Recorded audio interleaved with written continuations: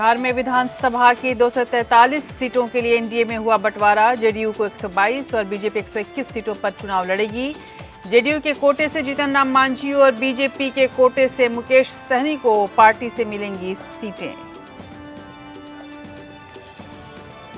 Hathras case की supreme court में सुनवाई। सीजीआई ने घटना को बताया शॉकिंग। सुप्रीम कोर्ट ने यूपी सरकार से पीड़ित परिवार की सुरक्षा सहित 3 मुद्दों पर मांगा हलफनामा। यूपी सरकार ने कहा, बड़े पैमाने पर होने वाली हिंसा से बचने के लिए रात में किया गया अंतिम संस्कार। उधर हाथरस मामले में मीडिया के खिलाफ एफआईआर दर्ज हुई।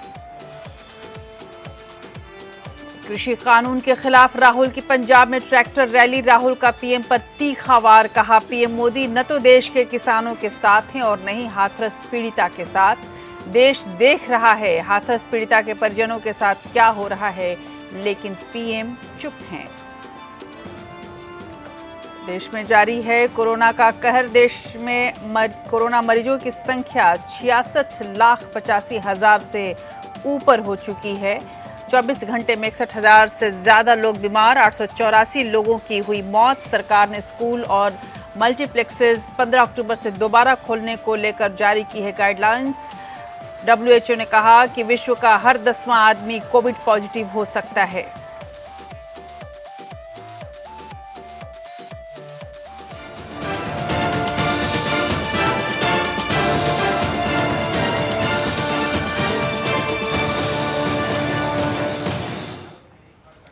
नमस्कार, आप देख रहे हैं देश की बात। मैं हूं राजश्री आपके साथ और आज देश की बात में हम बात सियासत की करेंगे, बात कुछ राहत की भी करेंगे और बात किसानों की होगी, जवानों की होगी और उस पीड़िता की भी बात होगी जिसको न्याय दिलाने के लिए, जिसकी मौत के बाद उसे न्याय दिलाने के लिए, उसके परिवार को न्याय दिलाने के लिए तमाम तरह की कवायदें की जा रही हैं तमाम सियासी दलों के द्वारा। देखने की कोशिश हम ये करेंगे कि ये जो कवायद है वो अपनी राजनीति को चमकाने की ज़्यादा है या वाकई पीड़ितों को न्याय दिलाने की ज़्यादा है। फिलहाल एक नया खुलासा हाथरस मामले में हुआ है कि पीड़िता के भाई और आरोपियों के बीच 100 बार से ज़्यादा फ़ोन पर बात हुई है। एक और बड़ा मामला इसमें यूं आया जब एफआईआर हुआ है कुछ मीडिया कर्मियों के खिलाफ जिन्होंने पीड़ित परिवार को एक तरह से सिखाकर और बाइट देने के लिए कहा। उन्हें पूरे वाक्य बताए गए कि आप ये बोलिए और वही हम कैमरे पे रिकॉर्ड करेंगे और वही हम चलाएंगे। इस मामले में किस तरह से पूरे मामले को ट्विस्ट दिया गया, इस मामले में हम एक बड़ी खबर आपको दिखाएंगे। उधर बिहार की बात करेंगे। इस वक्त उत्तर प्रदेश से यदि आगे बढ़ें तो यदि पूरे देश की नज़र कहीं टिकी हुई है तो वो है बिहार पर। बिहार विधानसभा चुनाव को लेकर एनडीए में सीटों का बंटवारा हो चुका है। 122-121 का फॉर्मूला लिया गया है और 121 सीटों पर बीजेपी लड़ रही है, 122 सीटों पर बिहार लड़ रही है। और ये हमने आपको कल ही बताया था कि दोनों के बीच किस तरह का तालमेल होगा। गौरतलब है कि बीजेपी क्या वाकई बिहार में मोदी के साथ है, माफ़ कीजिएगा नीतीश कुमार के साथ है। हम ये आपको बताएंगे कि सुशील मोदी और नीतीश के बीच क्या सब कुछ ठीक ठाक है। आपको सही तस्वीर, असली तस्वीर दिखाने की कोशिश करेंगे। बीजेपी मुकेश सहनी को अपना उम्मीदवार बना रही है। उधर हम पार्टी के अध्यक्ष रहे और हम पार्टी की शुरुआत करने वाले, कभी बिहार के मुख्यमंत्री रहने वाले जीतन राम मांझी इस बार जेडीयू के साथ गठबंधन में हैं और उन्हें जेडीयू टिकट देगी। तो कुल मिलाकर बिहार की स्थिति, सियासी स्थिति कैसी रहेगी, किस तरह का पूरा माहौल रहेगा और बिहार में जो चुनाव है वो नीतीश के नाम पे लड़ा जाएगा या मोदी के नाम पर, ये हम आपको बताएंगे। गौरतलब है कि पिछले तमाम चुनाव, हालांकि पूरे देश में प्रधानमंत्री मोदी की लहर चल रही थी, लेकिन बिहार में जो विधानसभा चुनाव हुए उसमें कहीं भी मोदी की लहर की वजह से वोट नहीं मिला, बल्कि उसमें नीतीश कुमार ही मुख्य चेहरा बने रहे। और इस बार फिर से क्या सुशासन बाबू वो कमाल दिखा पाएंगे, ये हम आज आपको दिखाएंगे देश की बात में। और कहाँ पर क्या आंकड़े रहेंगे, कहाँ पर क्या समीकरण रहेगा। आज जो प्रेस कॉन्फ्रेंस पटना में हुआ उसमें क्या कुछ स्पष्ट तौर पर कहा गया है, ये सब कुछ आपके सामने होगा। और साथ ही उन तमाम मुद्दों को भी छूने की हम कोशिश करेंगे जिससे आप ये समझ पाएंगे कि बिहार में भले ही ये हाथ में हाथ डालकर तमाम नेता एक साथ दिख रहे हैं, लेकिन चुनाव के बाद जो सियासी समीकरण है, जो सियासी गणित है, वो कुछ भी हो सकता है। और वो कुछ भी क्या हो सकता है ये दिखाएंगे। हमारे साथ आप रहेंगे इस 1 घंटे के अंदर। आपको हम देश की तमाम अन्य बड़ी खबरों से भी रूबरू कराएंगे। सियासत के साथ साथ हम आपको ये भी बताएंगे कि कोरोना की वजह से इस वक्त क्या कुछ बदला है पूरे देश में, पूरे विश्व में। गौरतलब है कि चुनाव आयोग ने एक नई परंपरा की शुरुआत की है और इस परंपरा के तहत चुनाव में कई सियासी दलों ने भी कई नई रवायतें शुरू कर दी हैं। हम आपको दिखाएंगे कि चुनाव आयोग के नए नियम क्या हैं और उसके हिसाब से अब जो दल हैं, जो साथ ही जो मतदाता हैं, उन्हें किस तरह के नियमों का पालन करना पड़ेगा, ये सब कुछ भी होगा। उधर हाथरस का मामला जो बढ़ता जा रहा है उसमें अलग अलग जो कोण आ रहे हैं, जैसा कि हमने आपको बड़ी खबर एक दी है, उसमें जो अन्य और भी जो अलग अलग कोण समझ में आ रहा है, सबके सामने जो सच्चाइयाँ खुलकर आ रही हैं, उसके हिसाब से क्या कुछ नया हो रहा है हम आपको ये तो दिखाएंगे ही। और इस बीच ये मामला जब सुप्रीम कोर्ट पहुंचा तो चीफ जस्टिस ऑफ इंडिया को क्यों कहना पड़ा कि it's shocking. Hathras gangrape case में अलग अलग याचिकाओं पर आज सुप्रीम कोर्ट में जो सुनवाई हुई, सुप्रीम कोर्ट ने यूपी सरकार से 3 मुद्दों, गवाहों और परिवार की सुरक्षा, पीड़ित परिवार के पास वकील है कि नहीं और इलाहाबाद हाईकोर्ट का स्टेटस क्या है, इस पर हलफनामा दाखिल करने को कहा है। इस दौरान यूपी सरकार ने क्या सुप्रीम कोर्ट के सामने अपनी दलील रखी है, हम आपके सामने ये भी पूरी खबर रखेंगे। और इन तमाम खबरों के साथ साथ हम आपको ये दिखाएंगे कि इसके अलावा उत्तर प्रदेश में क्या स्थिति है। एसआईटी टीम की जांच जो हो रही थी इस पूरे मामले पर, वो कहां तक पहुंची है और सीएम योगी आदित्यनाथ को कब एसआईटी अपनी जांच की रिपोर्ट सौंपेगी, ये भी होगा। इसके अलावा हम आपको दिखाएंगे कि कांग्रेस नेता राहुल गांधी ने कैसे एक बार फिर से मंगलवार को प्रेस कॉन्फ्रेंस के जरिए मोदी सरकार पर तीखा हमला बोला है।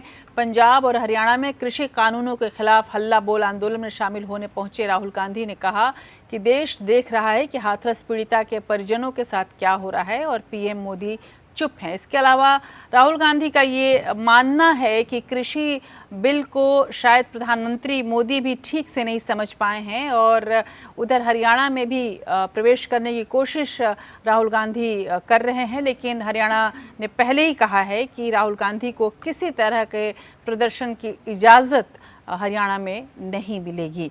तो अब इस वक्त पंजाब और हरियाणा में जब राहुल गांधी हैं तो क्या स्थिति है, कृषि बिल को लेकर किसानों का विरोध कहां तक पहुंचा है, हम आपके सामने ये भी रखेंगे। और सुप्रीम कोर्ट की तमाम बड़ी खबरें होंगी। इसके अलावा देश के अन्य प्रमुख अदालतों की भी खबरें आपके सामने होंगी। एक बड़ी खबर आज आई है कि खाड़ी के देशों में फंसे भारतीय श्रमिकों को वापस लाने के लिए जो याचिका दायर की गई थी, जनहित याचिका, मंगलवार को केंद्र, सीबीआई और 12 राज्यों को नोटिस जारी किया है सुप्रीम कोर्ट ने इस पूरे मामले पर। और उन जो मजदूरों की स्थिति क्या है और किस तरह की नई नीति बनाई जा सकती है इस के मद्देनज़र हम आपके सामने ये बड़ी खबर रखेंगे। और उधर हम सुशांत सिंह राजपूत मामले में नया क्या हुआ है ये भी बताएंगे और साथ ही आपको ये बताएंगे कि रिया चक्रवर्ती अभी कब तक जेल के अंदर रह सकती हैं। गौरतलब है कि अभी 20 तारीख तक तो रिया और शौविक को ज़मानत नहीं मिल रही है।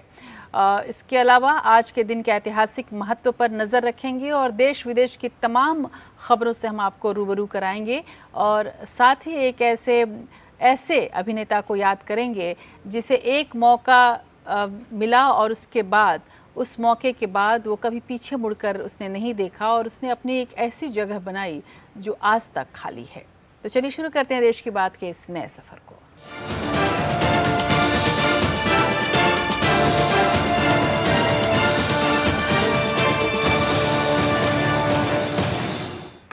बिहार से शुरुआत करें। बिहार विधानसभा चुनाव को लेकर एनडीए में सीटों का बंटवारा हो चुका है। हमने आपको पहले ही बताया था कि बिहार में जेडीयू ने बीजेपी से 20 रहने को सोच लिया है और इसलिए जेडीयू 122 और बीजेपी 121 सीटों पर चुनाव लड़ेगी।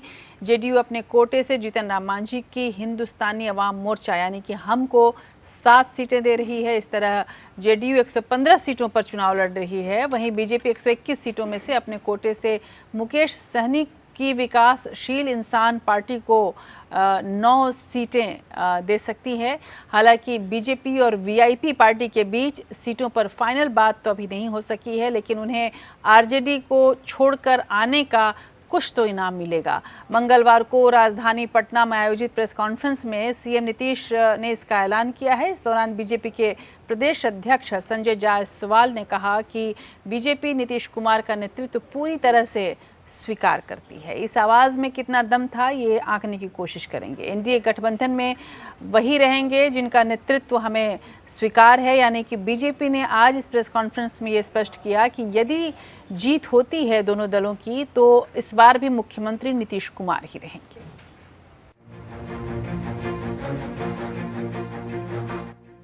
बिहार विधानसभा चुनाव के लिए आखिरकार एनडीए में सीटों का बंटवारा हो ही गया है।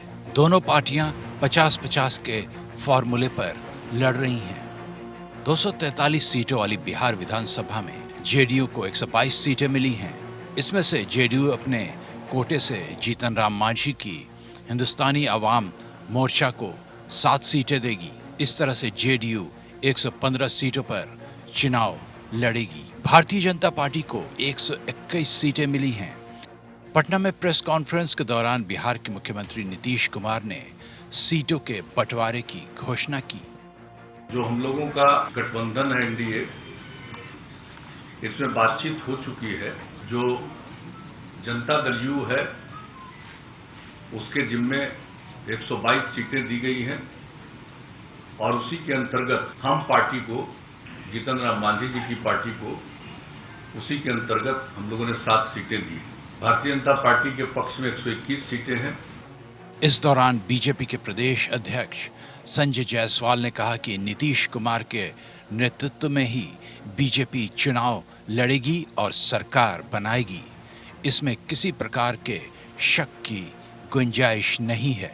संजय जायसवाल ने कहा कि एनडीए के नेता चाहते हैं कि रामविलास पासवान जल्द स्वस्थ हो जाएं, लेकिन बिहार में बीजेपी नीतीश कुमार के नेतृत्व में ही चुनाव लड़ेगी।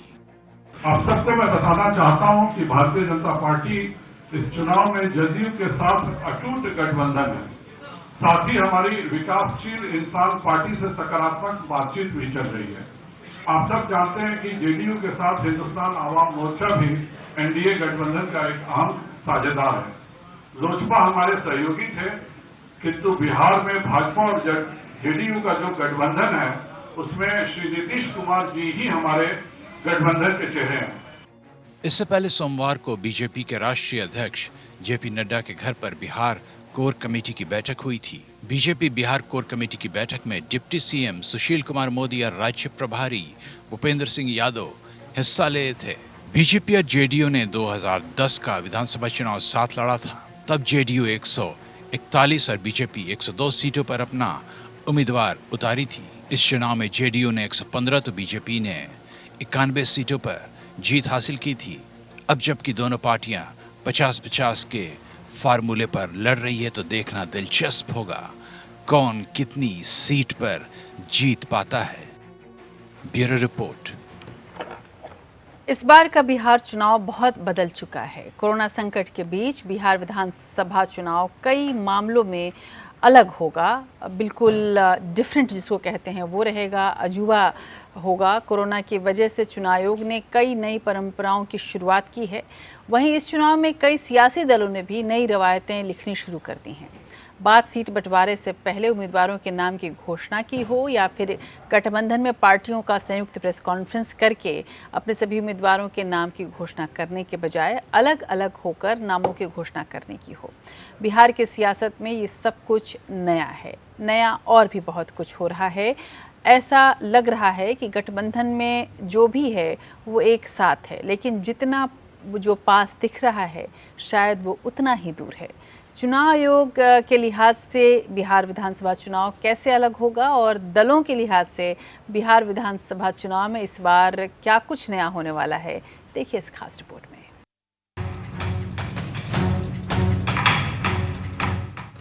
संभवतः बिहार विधानसभा 2020 अब तक का एकमात्र चुनाव होगा जिसमें गठबंधन की पार्टियों के द्वारा बगैर सीट शेयरिंग का मसला हल किए ही पार्टी के उम्मीदवारों को सिंबल भी दिया गया। ऐसा इस विधानसभा चुनाव में एनडीए खेमे के अंदर देखने को मिला है। जेडीयू ने सोमवार को पहले चरण के चुनाव के लिए अपने उम्मीदवारों के नामों की घोषणा कर दी है। वहीं अगर बात महागठबंधन की करें तो इस गठबंधन के अंदर सीट शेयरिंग का मामला तो सुलझ गया है, लेकिन आश्चर्य की बात यह है कि सभी पार्टियों ने संयुक्त प्रेस कॉन्फ्रेंस कर अपने उम्मीदवारों के नाम की घोषणा करने के बजाय अलग अलग होकर नामों की घोषणा की है। ये दिखाता है कि भले ही बाहर से महागठबंधन एक दिख रहा हो, लेकिन अंदर खाने में आज भी सभी पार्टियां बिखरी हुई हैं। बिहार विधानसभा चुनाव 2020 के आगाज के साथ ही यही अनुमान लगाया जा रहा था कि महागठबंधन में फूट पड़ेगी और एकजुट एनडीए बड़ी जीत हासिल करेगी। लेकिन बिहार में अब तक हुए विधानसभा चुनाव की बात करें तो 2020 के चुनाव में ये पहली बार देखने को मिला कि सत्तारूढ़ गठबंधन के घटक दल के द्वारा ही न सिर्फ मुख्यमंत्री नीतीश कुमार की आलोचना की गई, बल्कि बिहार की बर्बादी के लिए मुख्यमंत्री को जिम्मेदार ठहराते हुए रामविलास पासवान की पार्टी लोक जनशक्ति पार्टी ने गठबंधन से अलग होने का फैसला भी ले लिया। दूसरी तरफ बिहार में ये भी पहली बार देखने को मिला कि महागठबंधन की ओर से आयोजित सीट शेयरिंग को लेकर प्रेस कॉन्फ्रेंस के बीच में ही किसी घटक दल ने गठबंधन छोड़ने का ऐलान कर दिया हो। वीआईपी पार्टी ने महागठबंधन से नाता तोड़ लिया, लेकिन जो तरीका अपनाया वो किसी फिल्मी पटकथा से कम नहीं था। पहले महागठबंधन के साथियों के साथ हाथ उठाकर तस्वीरें खिंचवाई, फिर तेजस्वी ने सीटों का ऐलान किया तो बवाल काट दिया और विरोध करते हुए गठबंधन से निकलने का ऐलान कर दिया। Bureau report. दिल्ली चलते हैं आपको हाथरस मामले की ओर। गौरतलब है कि हाथरस गैंगरेप केस में अलग अलग याचिकाओं पर आज सुप्रीम कोर्ट में सुनवाई हुई। सुप्रीम कोर्ट ने यूपी सरकार से 3 मुद्दों, गवाहों और परिवार की सुरक्षा, पीड़ित परिवार के पास वकील है कि नहीं और इलाहाबाद हाईकोर्ट का इसमें स्टेटस क्या है, इस पर हलफनामा दाखिल करने को कहा। मामले की अगली सुनवाई 12 अक्टूबर को होगी। सुनवाई से पहले यूपी सरकार ने सुप्रीम कोर्ट में हलफनामा दाखिल करके अपना पक्ष रखा, जिसमें हाथरस कांड की रिटायर्ड जज की निगरानी में सीबीआई या एसआईटी से जांच कराने की मांग की गई है। यूपी सरकार के हलफनामे में बड़ा दावा किया गया कि परिवार की मंजूरी के बाद और हिंसा से बचने के लिए ही आधी रात में पीड़िता का अंतिम संस्कार किया गया। योगी सरकार ने कहा कि उसे ऐसी खुफिया सूचना मिली थी कि अगर शव का अंतिम संस्कार करने के लिए सुबह होने तक का इंतजार किया जाता तो बड़े पैमाने पर हिंसा भड़क सकती थी। हाथरस गैंगरेप केस में अलग अलग याचिकाओं पर मंगलवार को सुप्रीम कोर्ट में प्रधान न्यायाधीश जस्टिस एस.ए. बोबड़े, जस्टिस एस.ए. बोपन्ना और जस्टिस वी. रामा सुब्रमण्यम की बेंच में सुनवाई हुई। सुनवाई की शुरुआत यूपी सरकार की ओर से दलील रख रहे सॉलिसिटर जनरल तुषार मेहता ने की। उन्होंने कहा कि हम इस याचिका का विरोध नहीं कर रहे हैं, लेकिन समाज में जिस तरह से भ्रम फैलाया जा रहा है, हम उसके बारे में सच सामने लाना चाहते हैं। पुलिस और एसआईटी जांच कर रही है, इसके बावजूद हमने सीबीआई जांच की सिफारिश की है। योगी सरकार ने सुप्रीम कोर्ट को मामले में अब तक हुई जांच का विस्तृत ब्यौरा भी सौंपा है। यूपी सरकार के हलफनामे में बड़ा दावा किया गया है कि परिवार की मंजूरी के बाद और हिंसा से बचने के लिए आधी रात में पीड़िता का अंतिम संस्कार किया गया था। अपने हलफनामे में यूपी सरकार ने अयोध्या बाबरी केस के कारण जिलों में हाई अलर्ट पर रखने और कोरोना की वजह से भीड़ न इकट्ठा होने का भी जिक्र किया। योगी सरकार ने सर्वोच्च अदालत से कहा कि उसे ऐसी खुफिया सूचना मिली थी कि अगर शव का अंतिम संस्कार करने के लिए सुबह होने का इंतजार किया जाता तो बड़े पैमाने पर हिंसा भड़क सकती थी। सॉलिसिटर जनरल तुषार मेहता ने कहा कि सुप्रीम कोर्ट इसे मॉनिटर करे और सीबीआई जांच हो। इस पर याचिकाकर्ता की वकील इंदिरा जयसिंह ने कहा कि पीड़ित परिवार सीबीआई जांच से संतुष्ट नहीं है, वो कोर्ट की निगरानी में एसआईटी जांच चाहते हैं। वहीं इस पर सुप्रीम कोर्ट ने पूछा कि आपकी मांग जांच को ट्रांसफर करने की है या फिर ट्रायल को ट्रांसफर करने की है। सीजेआई एस.ए. बोबड़े ने कहा कि ये घटना बहुत ही असाधारण और चौंकाने वाली है, यही कारण है कि हम आपको सुन रहे हैं। इसके बदले दलील रखते हुए वकील कीर्ति सिंह ने कहा कि मैं कोर्ट की महिला वकीलों की तरफ से बोल रही हूँ। हमने रेप से जुड़े कानून पर काफी अध्ययन किया है, ये एक झकझोरने वाली घटना हुई है।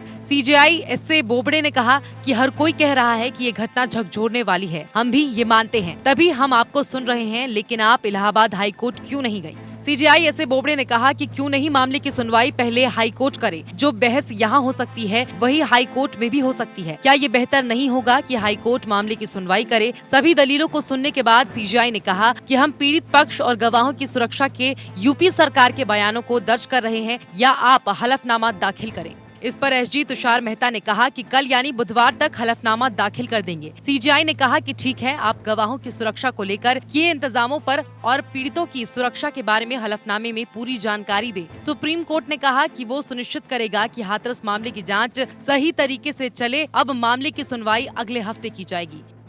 Bureau report. इस बीच मामले की जांच कर रही एसआईटी की टीम आज हाथरस में उस जगह पर पहुंची जहां पीड़िता का शव जलाया गया था। एसआईटी टीम की जांच अंतिम दौर में है।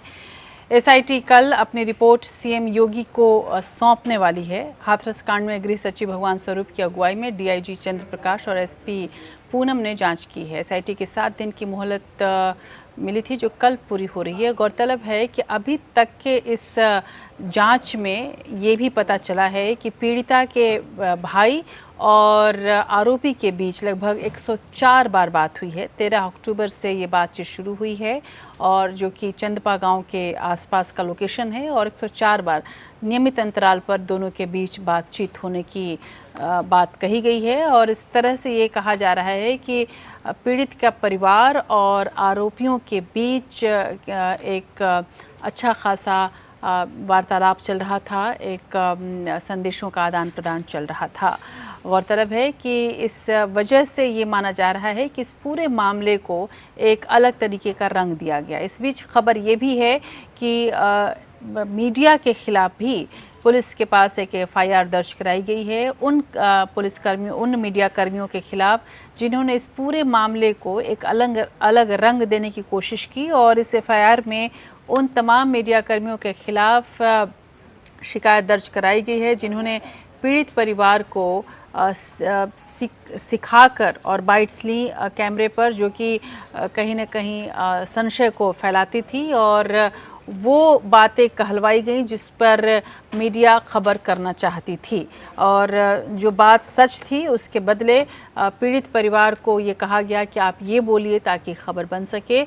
इसके अलावा पीड़ित परिवार का अभी तक ये पूरा मामला यदि आप देखें तो पीड़ित परिवार के जो पहली जिसको कहा जाए जो पहली बार उसने परिवार ने जो मीडिया के सामने अपनी बात रखी थी उस बात में और बाद में इस पूरे मामले में काफ़ी अंतर आ गया, जो कि अपने आप में संदेह पैदा करता है। इस बीच कृषि कानूनों को लेकर हाथरस घटना तक विपक्ष लगातार मोदी सरकार को घेरने में जुटा है। विशेषकर राहुल गांधी इस मामले को छोड़ना नहीं चाहते। मंगलवार को प्रेस कॉन्फ्रेंस के जरिए मोदी सरकार पर उन्होंने तीखा हमला बोला। पंजाब में कृषि कानूनों के खिलाफ हल्ला बोल आंदोलन में शामिल होने पहुंचे राहुल गांधी ने कहा कि देश देख रहा है कि हाथरस पीड़ितों के परिजनों के साथ क्या हो रहा है, लेकिन पीएम चुप हैं और वैसे ही पीएम कृषि बिल पर भी चुप हैं। मुझे ऐसा लगता है कि कृषि बिल की समझ पीएम को भी नहीं है। इस बीच हरियाणा ने कहा था कि राहुल गांधी को प्रदर्शन की इजाज़त नहीं मिलेगी, लेकिन अंतिम मौके पर राहुल गांधी को इसकी इजाज़त दे दी गई और राहुल गांधी अपने पूरे कारवां के साथ हरियाणा में भी जाकर प्रदर्शन करना उन्होंने शुरू किया।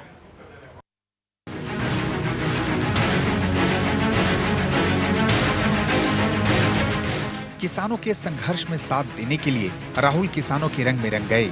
जिस ट्रैक्टर से किसान खेत जोतते हैं उसी ट्रैक्टर को राहुल ने सरकार के खिलाफ हथियार बना लिया। केंद्र सरकार द्वारा लाए गए कृषि कानूनों के खिलाफ कांग्रेस के हल्ला बोल में राहुल ने पंजाब और हरियाणा में ट्रैक्टर रैली निकाली और आंदोलन का नेतृत्व करने के लिए ट्रैक्टर की स्टीयरिंग भी संभाल ली। इधर राहुल गांधी ट्रैक्टर चला रहे थे और उनके कार्यकर्ताओं का जोश हाई हो रहा था। पंजाब में अपनी किसान यात्रा के तीसरे दिन कांग्रेस नेता राहुल गांधी ने पटियाला में प्रेस कॉन्फ्रेंस की। इसके बाद कांग्रेस नेता ने जनसभाओं को संबोधित किया। कांग्रेस नेता राहुल गांधी ने रैली में कहा कि मोदी सरकार 6 साल से किसानों, मजदूरों और गरीबों पर आक्रमण कर रही है। केंद्र सरकार ने गरीबों के लिए कुछ नहीं किया, बस अपने अमीर दोस्तों के लिए ही किया। नरेंद्र मोदी जी ने कोरोना के समय गरीबों की मदद क्यों नहीं की? 2 नाम दे सकता हूं, अंबानी, अदानी। ये ट्रायंगुलर ग्रुप है, अदानी, मोदी, अंबानी। और नरेंद्र मोदी का काम रास्ता साफ करने का है। मौका भले ही कृषि कानूनों का विरोध करने को लेकर था, लेकिन राहुल ने हाथरस में 20 साल की लड़की के कथित गैंगरेप और हमले की घटना को लेकर एक बार फिर पीएम मोदी पर हमला किया। राहुल ने कहा कि पीएम मोदी ना तो देश के किसानों के साथ हैं, न ही हाथरस पीड़िता के साथ। राहुल ने कहा कि देश देख रहा है कि हाथरस पीड़िता के परिजनों के साथ क्या हो रहा है, लेकिन पीएम चुप हैं। राहुल ने कहा कि पूरे देश में हाथरस की घटना को लेकर गुस्सा है।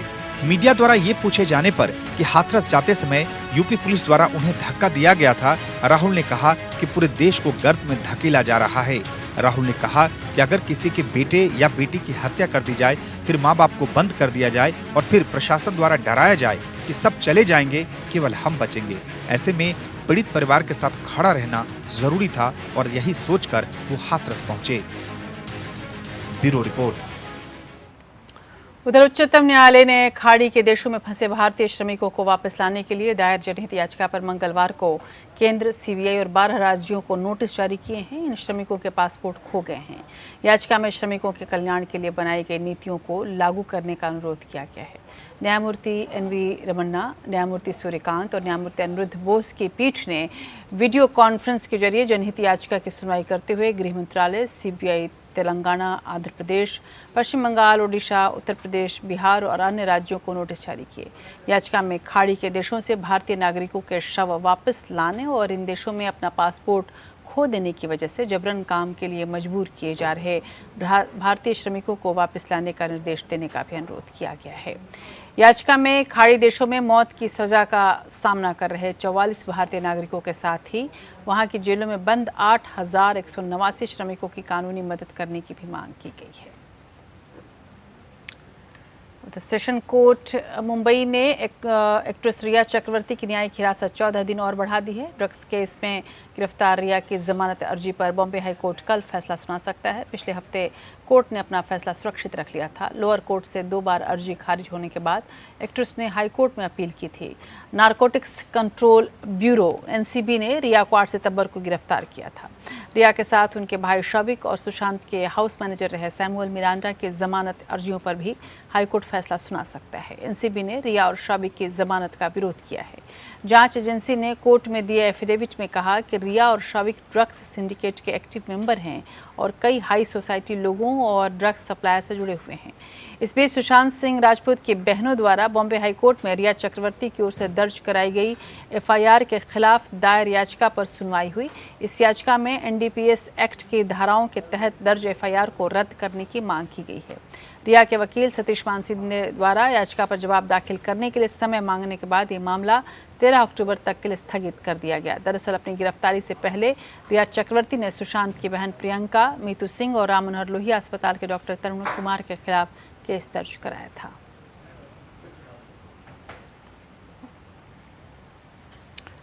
उधर फिल्म अभिनेता सुशांत सिंह राजपूत की मौत के मामले में एम्स के मेडिकल रिपोर्ट बोर्ड की रिपोर्ट पर सवाल उठाए जा रहे हैं। एम्स के फॉरेंसिक रिपोर्ट में सुशांत की खुदकुशी की बात कही गई है। फिलहाल एम्स प्रशासन ने इस पूरे मामले से किनारा कर लिया है। एम्स प्रशासन ने आधिकारिक बयान जारी करके कहा है कि सीबीआई ने सुशांत मामले में सीधे फॉरेंसिक विभाग के विभागाध्यक्ष डॉक्टर सुधीर गुप्ता से मेडिकल राय मांगी थी। एम्स प्रशासन ने सीबीआई से कोई संपर्क नहीं किया था।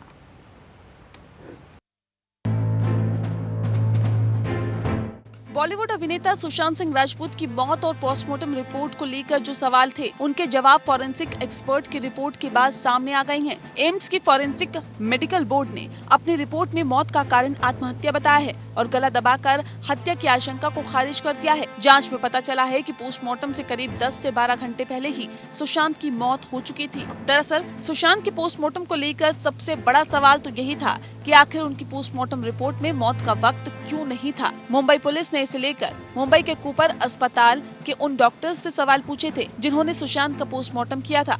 डॉक्टरों ने जवाब दिया था कि सुशांत की मौत उनका पोस्टमार्टम किए जाने के वक्त से करीब 10 से 12 घंटे पहले हुई और अस्पताल के रिकॉर्ड के मुताबिक उनका पोस्टमार्टम 14 जून की रात करीब 11:30 बजे किया गया था। सुशांत के पोस्टमार्टम को लेकर एक सवाल ये भी था कि कहीं पोस्टमार्टम में मौत का वक्त न लिखने के पीछे कोई साजिश जैसी बात तो नहीं थी। और एम्स के फॉरेंसिक एक्सपर्ट की टीम ने ऐसे तमाम सवालों को लेकर मुंबई के डॉक्टरों से भी पूछताछ की। सीबीआई ने इन तथ्यों को अपने इन्वेस्टिगेशन रिपोर्ट का हिस्सा बनाया और इसे सुप्रीम कोर्ट में पेश भी किया जा चुका है। 27 जुलाई को मुंबई पुलिस को उस कुर्ते के संबंध में फॉरेंसिक रिपोर्ट भी मिल गयी, जिसमें कुर्ते के टेंसिल स्ट्रेंथ की पड़ताल की गयी थी। रिपोर्ट के मुताबिक कुर्ता 200 किलो तक का वजन आसानी से उठा सकता था, जबकि सुशांत का वजन इससे आधे से भी कम था। इसके साथ ही कुर्ते के फाइबर की भी जांच की गई और यही फाइबर सुशांत के गले के इर्द गिर्द भी मिला, जिससे कि ये बात साबित हुई कि खुदकुशी उसी कुर्ते से हुई है। उधर फिल्म अभिनेता सुशांत सिंह राजपूत की मौत के मामले में एम्स की मेडिकल बोर्ड की रिपोर्ट पर भी सवाल उठाए जा रहे हैं। एम्स पर भी सवाल खड़े किए जा रहे हैं। इसको लेकर एम्स प्रशासन ने इस मामले से किनारा कर लिया है। एम्स प्रशासन ने सोमवार शाम को आधिकारिक तौर पर बयान जारी कर कहा है कि सीबीआई ने सुशांत के मामले में सीधे फॉरेंसिक विभाग के विभागाध्यक्ष डॉक्टर सुधीर गुप्ता से मेडिकल राय मांगी थी। एम्स प्रशासन से सीबीआई ने कोई संपर्क नहीं किया था। Bureau report. भारत में कोरोना का कहर जारी है। हालांकि नए मामलों की संख्या में उतार चढ़ाव देखने को मिल रहा है। अच्छी बात यह है कि रिकवरी रेट में भी तेज़ी से इजाफा हो रहा है। बीते 24 घंटों की यदि हम बात करें तो संक्रमण के 61,000 से ज़्यादा नए मामले सामने आए हैं। वहीं पिछले 24 घंटों में कोरोना से 884 लोगों की मौत की खबर है। ये लगातार तीसरा दिन है जब संक्रमण से मरने वालों की संख्या 1000 से कम है। भारत में 6 अक्टूबर यानी मंगलवार को 24 घंटे में कोरोना के करीब 61,000 मामले सामने आए हैं। ऐसा 25 अगस्त के बाद हुआ है जब नए मामले इतने कम हैं। यानी 25 अगस्त के बाद से आज सबसे कम मामले दर्ज किए गए हैं। 25 अगस्त को भारत में 60,975 नए मामले सामने आए थे। देश में पिछले 24 घंटे में कोरोना के 61,267 नए मामले सामने आए हैं। वहीं पिछले 24 घंटे में कोरोना से 884 लोगों की मौत हुई है। ये लगातार तीसरा दिन है जब संक्रमण से मरने वालों की संख्या 1000 से कम है। इसके साथ ही देश में कोरोना के कुल मामले 66,85,082 हो गए हैं। इन बीते 24 घंटे में 75,787 मरीज ठीक हुए हैं। अब देश में कोरोना के कुल मौतों का आंकड़ा 1,03,569 हो चुका है। पिछले कई दिनों से लगातार देश में ठीक होने वाले मरीजों की संख्या नए संक्रमण के मामलों से ज्यादा रही है। अब तक देश में कुल ठीक हुए मरीजों की संख्या 56,62,490 हो चुकी है। देश में कोरोना का सबसे ज्यादा कहर महाराष्ट्र पर टूटा है। सबसे ज्यादा महाराष्ट्र, उसके बाद आंध्र प्रदेश, तमिलनाडु, कर्नाटक और उत्तर प्रदेश है। इन 5 राज्यों में सबसे ज्यादा एक्टिव केसेस हैं। देश में कोरोना का रिकवरी रेट 84.70% रहा। देश में फिलहाल कोरोना के एक्टिव मरीज 13.74% यानी कि 9,19,023 है। वहीं मृत्यु दर 1.54% चल रही है। फिलहाल पॉजिटिविटी रेट 5.62% है। देश में पिछले 24 घंटे में 10,89,403 टेस्ट हुए हैं। भारत में अब तक कोरोना के 8 करोड़ टेस्ट पूरे हो गए हैं और दरअसल भारत ने पिछले 10 दिनों में 1 करोड़ टेस्ट किए हैं। दुनिया में अमेरिका के बाद भारत दूसरा सबसे ज्यादा टेस्ट करने वाला देश है। हालांकि भारत की आबादी को देखते हुए प्रति 10 लाख टेस्ट के हिसाब से टेस्ट की संख्या बहुत कम है। इस बीच विश्व स्वास्थ्य संगठन में आपातकालीन सेवाओं के प्रमुख ने कहा है कि विश्व भर में प्रत्येक 10 में से 1 व्यक्ति कोरोना वायरस से संक्रमित हो सकता है। विश्व की बड़ी आबादी खतरे में है। विशेषज्ञ पहले से ही कहते रहे हैं कि संक्रमण के जितने मामलों की संख्या बताई जा रही है, वास्तव में उससे अधिक लोग संक्रमण का शिकार है। Bureau report. उधर केंद्र सरकार के शिक्षा मंत्रालय ने स्कूल दोबारा खोलने को लेकर गाइडलाइंस जारी कर दी है। राज्यों और केंद्र शासित प्रदेशों को 15 अक्टूबर से इस पर चरणबद्ध तरीके से फैसला लेने की अनुमति दी गई है। हालांकि छात्र जो हैं वो अपने अभिभावकों की लिखित इजाज़त के बाद ही स्कूल आ सकेंगे। अटेंडेंस को लेकर भी स्कूल दबाव नहीं डालेंगे। छात्रों को ऑनलाइन क्लास करने का विकल्प दिया जाएगा। कोरोना वायरस संक्रमण के रिस्क को देखते हुए मंत्रालय ने कुछ निर्देश भी दिए हैं, जिनमें पूरे स्कूल परिसर की सफाई और डिसइंफेक्शन को भी शामिल किया गया है। राज्यों से उनकी लोकल स्थिति के आधार पर स्वास्थ्य और सुरक्षा के लिए एसओपी बनाने को कहा गया है। छात्र देश के भविष्य होते हैं, लेकिन इन छात्रों को आगे बढ़ने से कोरोना ने रोक लिया है। कोरोना की वजह से पढ़ाई लिखाई पर काफी असर पड़ा है। अब कोरोना से लड़ाई के बीच पिछले 8 महीने से बंद स्कूलों में पढ़ाई शुरू होने वाली है।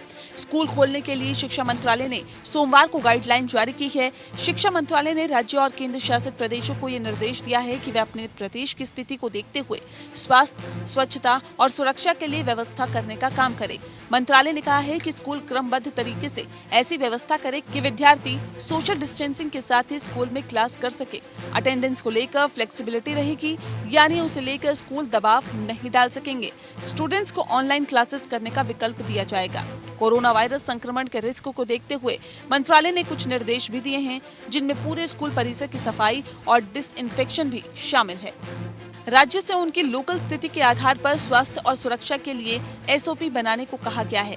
गाइडलाइंस के अनुसार स्कूलों को पूरे परिसर, फर्नीचर, उपकरण, स्टेशनरी, स्टोरेज, पानी की टंकी, किचन, वॉशरूम, लैब, लाइब्रेरी वगैरह की सफाई और डिसइंफेक्शन सुनिश्चित करना होगा। इंडोर जगहों पर पर्याप्त हवा की उपलब्धता भी तय करनी होगी। शिक्षा मंत्रालय की सिफारिश है कि स्कूल फ्लेक्सिबल अटेंडेंस और सिक लीव पॉलिसी की व्यवस्था अपनाए। पेरेंट्स की लिखित अनुमति लेकर ही स्टूडेंट्स स्कूल आ पाएंगे। स्कूल आने के बजाय स्टूडेंट्स ऑनलाइन क्लासेस भी कर सकते हैं। मंत्रालय ने कहा है कि स्कूल खुलने के शुरुआती 2 से 3 हफ्ते में कोई असेसमेंट नहीं होगा। इससे पहले 30 सितंबर को अनलॉक 5 के लिए स्वास्थ्य मंत्रालय ने गाइडलाइंस जारी की थी, जिसमें कहा गया था कि 15 अक्टूबर के बाद स्कूलों को खोलने पर विचार किया जा सकता है। लेकिन अभिभावक अपने बच्चों को स्कूल नहीं भेजना चाहते। अभिभावकों का कहना है कि वैक्सीन के बिना बच्चों को स्कूल भेजना उचित नहीं होगा। अभिभावकों का ऐसा मानना है कि स्कूल में सोशल डिस्टेंसिंग और सैनिटाइजेशन की उचित व्यवस्था संभव ही नहीं है। शिक्षा मंत्रालय ने तो अपने सुझाव सामने रख दिए हैं। अब राज्यों पर निर्भर करता है कि वे 15 अक्टूबर से स्कूल खोलने का फैसला करते हैं या नहीं। लेकिन अभिभावकों की चिंता के बीच स्कूलों को खोलना कितना सही होगा, यह बहस का मुद्दा है। Bureau report. उधर कोरोना के बीच 7 महीने बाद खुल रहे मल्टीप्लेक्सेज के लिए भी सरकार ने मंगलवार को स्टैंडर्ड ऑपरेटिंग प्रोसीजर यानी कि एसओपी जारी किया है। कंटेनमेंट जोन को छोड़कर बाकी इलाकों में 15 अक्टूबर से 50% कैपेसिटी के साथ मल्टीप्लेक्सेज और सिनेमा हॉल शुरू किए जा सकेंगे, लेकिन फिजिकल डिस्टेंसिंग रखनी होगी। हॉल के बाहर 6 फीट की दूरी के लिए ज़मीन पर मार्कर लगाने होंगे। थर्मल स्क्रीनिंग होगी, मास्क लगाना होगा। 2 लोगों के बीच की सीट खाली रखनी होगी। एक के पीछे एक व्यक्ति नहीं बैठ पाएगा। खाली सीटों के पीछे वाली सीट बुक होगी। क्रॉस वेंटिलेशन हो और एसी 24 से 30 डिग्री पर रखने होंगे। शो से पहले और बाद में और इंटरवल से पहले और बाद में कोरोना अवेयरनेस पर 1 मिनट की फिल्म दिखाई जाएगी। सिर्फ पैक्ड फूड ही सिनेमा हॉल के भीतर ले जाने की इजाज़त होगी। इसके लिए ज़्यादा काउंटर रखने होंगे। ऑनलाइन पेमेंट को बढ़ावा दिया जाएगा। हॉल के अंदर फूड और बेवरेजेस की डिलीवरी नहीं होगी। लोग कतार में अंदर बाहर जाएं, इसके लिए इंटरवल का वक्त बढ़ाया जा सकता है। हर शो के बाद पूरा हॉल सैनिटाइज किया जाएगा।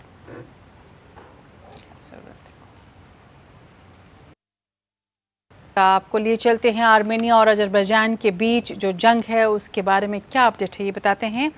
इस जंग में दूसरे क्षेत्रों को भी प्रभावित करना शुरू कर दिया है।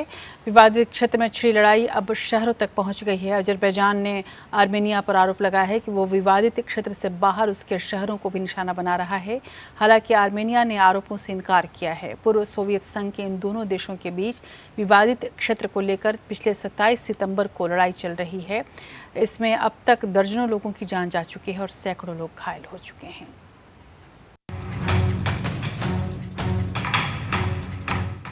अलगाववादी क्षेत्र नागोर्नो कराबाख को लेकर आर्मेनिया और अजरबैजान के बीच संघर्ष अब भी जारी है और इसकी चपेट में अजरबैजान का दूसरा सबसे बड़ा शहर गांजा भी आ गया है।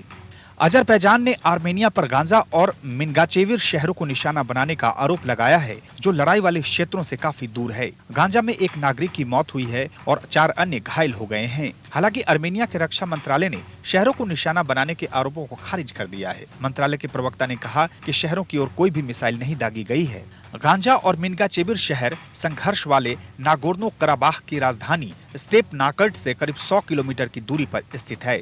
इस शहर में एक जलाशय और और बड़ा बिजली संयंत्र है। अजरबैजान में राष्ट्रपति के सहयोगी हिकमत हाजीएव ने इन शहरों में आर्मेनिया सेना के हमलों की पुष्टि करते हुए अपने ट्वीट में कहा कि यहाँ कई क्षतिग्रस्त इमारतें देखी जा सकती हैं। उन्होंने कहा कि गांजा की सघन आवासीय बस्तियों पर निशाना साधकर आर्मेनिया ने मिसाइल हमले भी किए हैं। हालांकि हाजीएव द्वारा पोस्ट वीडियो की अब तक पुष्टि नहीं की जा सकी है। आर्मेनियाई रक्षा मंत्रालय ने इन दावों को सिरे से खारिज कर दिया है। मंत्रालय की प्रवक्ता सुसन स्टेपनियन ने कहा कि हमने अजरबैजान की दिशा में कोई गोलीबारी नहीं की है। उन्होंने अजरबैजान के आरोपों को हताशा करार दिया। पूर्व सोवियत संघ के इन दोनों देशों के बीच विवादित क्षेत्र को लेकर गत 27 सितंबर से लड़ाई चल रही है। इसमें अब तक दर्जनों लोगों की जान जा चुकी है और सैकड़ों घायल हुए हैं। 2016 के बाद दोनों में ये सबसे भीषण लड़ाई बताई जा रही है। आर्मेनिया और अजरबैजान के बीच नागोर्नो काराबाख क्षेत्र को लेकर लंबे समय से विवाद है। अब अजरबैजान के नागरिक ठिकानों पर हमले के ताजा दावे के बाद लड़ाई का दायरा फैलने की आशंका पैदा हो गई है। अभी तक लड़ाई का केंद्र अजरबैजान का नागोर्नो काराबाख इलाका बना हुआ है। यहाँ की बहुसंख्य आबादी आर्मेनियाई मूल के ईसाइयों की है, जिन्हें मुस्लिम बहुल अजरबैजान पसंद नहीं करता। इसी के चलते सोवियत संघ टूटने के बाद अजरबैजान और आर्मेनिया के बीच लगातार तनातनी चल रही है, जो इस बार गंभीर और हिंसक रूप ले चुकी है। Bureau report.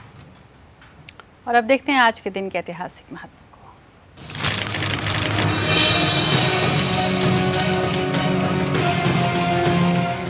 आज ही के दिन 6 अक्टूबर 1860 को भारतीय दंड विधान यानी इंडियन पिनल कोड पारित हुआ था। इसे 1 जनवरी 1861 से लागू किया गया था। हत्या से लेकर बलात्कार और चोरी से लेकर मानहानि तक हर अपराध की सज़ा क्या होगी, इसमें तय किया गया। 1837 में थॉमस मैकाले की अध्यक्षता में पहले लॉ कमीशन ने इंडियन पिनल कोड यानी आईपीसी का ड्राफ्ट तैयार किया था। बार्न्स पिकॉक ने ड्राफ्ट में आवश्यक सुधार किए और लेजिस्लेटिव काउंसिल के सदस्यों ने इसे पास किया था। पिकॉक के बाद में कोलकाता हाई कोर्ट के पहले चीफ जस्टिस भी बने थे। उस समय आईपीसी को बनाने वालों के दिमाग में कहीं न कहीं गुलाम और आका वाली मानसिकता थी। इस वजह से राजद्रोह जैसे कई सेक्शन आज भी विवादित हैं। 1860 के बाद से आईपीसी के कई सेक्शन बदले जा चुके हैं। कई बार संशोधन हुए। दहेज हत्या से लेकर कई अपराध जुड़े और कई अपराध हटे भी। उधर अमेरिका ने 1945 में जापान पर परमाणु हमला किया तो सोवियत संघ यानी आज का रूस बेचैन हो गया था और फिर उसने आज ही के दिन 6 अक्टूबर 1951 को परमाणु हथियारों की होड़ में शामिल होने का ऐलान किया था। सोवियत संघ के प्रमुख अखबार प्रावदा में जोसेफ स्टालिन का इंटरव्यू छपा, जिसमें लोगों को पहली बार पता चला कि 1949 में परमाणु बम टेस्ट करने के बाद सोवियत संघ ने भी परमाणु बम बना लिया है। सोवियत संघ के ऐलान के बाद ब्रिटेन ने 3 अक्टूबर 1952 को पहली बार परमाणु बम बनाने का दावा किया। फिर चीन, इजराइल, भारत, पाकिस्तान और उत्तर कोरिया भी इस होड़ में शामिल हो गए।